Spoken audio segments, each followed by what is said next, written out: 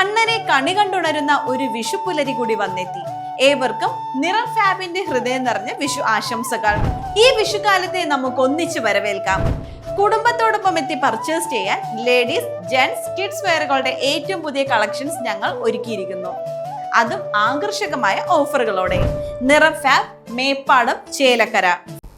കിള്ളിമംഗലം ഹിദായത്തുൽ ഇസ്ലാം മദ്രസയിൽ പ്രവേശനോത്സവം സംഘടിപ്പിച്ചു. ഫത്ഹെ മുബാറക് എന്ന പേരിൽ നടന്ന പരിപാടി ഖതീബ് അഷറഫ് സഖാഫി ഉദ്ഘാടനം ചെയ്തു.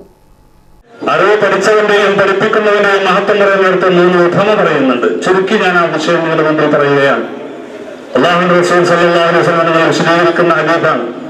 അവിടുന്ന് പറയുന്നത്, വിജ്ഞാനത്തെ, അറിവിനെ ഒരു മഴയോടാണ് ഉപമിച്ചത്.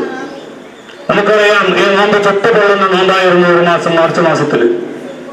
നമ്മളൊക്കെ വത്തക്ക വാങ്ങി എത്രയോ ആയിരക്കണക്കിന് രൂപ നോമ്പ് മുന്നോട്ട് കൊണ്ടുപോകാനും നമ്മൾ ചെലവഴിച്ചിട്ടുണ്ട്. ആ സമയത്താണ് നമുക്ക് എല്ലാവരുടെ അനുഗ്രഹം കൊണ്ട് 2-3 മഴ നന്നായി കിട്ടിയത്. ആ മഴ എത്രയാണ് നമ്മൾ ആസ്വദിച്ചത്. എന്തൊരു സന്തോഷമായിരുന്നു നമുക്ക് ആ മഴ തൊഴിലൊക്കെ ലഭിച്ചത്.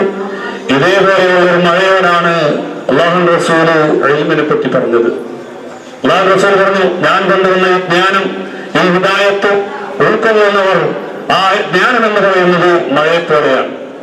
ആ മഴ ചില ഭൂമിയിൽ വർഷിക്കും, ആ ഭൂമി അതിനെ സ്വീകരിക്കും. എന്നിട്ട് മനുഷ്യനാവശ്യമായ പുല്ലുകളും പുഷ്പങ്ങളും സസ്യങ്ങളും ആ മഴ കാരണം ഭൂമിയിൽ നിന്ന് കിളുത്ത് തകച്ചു വരും. അത് ജനങ്ങൾ ആസ്വദിക്കും. ഇതാണ് ഒന്നാമത്തെ ഉപമ. രണ്ടാമത്തെ ഉപമ, ഈ മഴ മറ്റു ചില ഭൂമികളെത്തിയാൽ ആ മഴയെ ആ ഭൂമി സ്വീകരിക്കും. പക്ഷേ ഒരിക്കലും ആ ഭൂമിയിൽ നിന്ന് ഒരു പുല്ലോ പുഷ്പമോ അല്ലെങ്കിൽ ഒരു തളിയോ കിളുത്തു വരില്ല.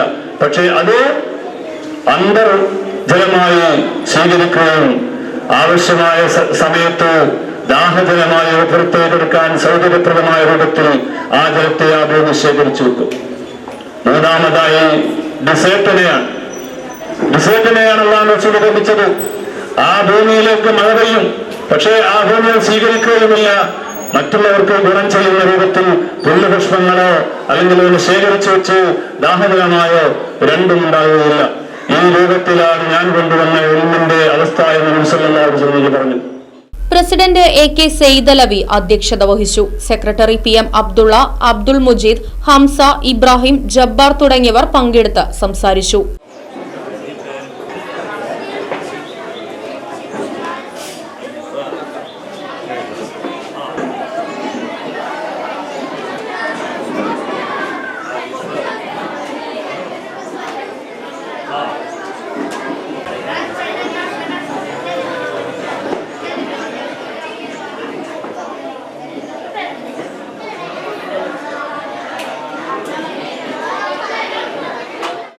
Right Vision News, Panjal.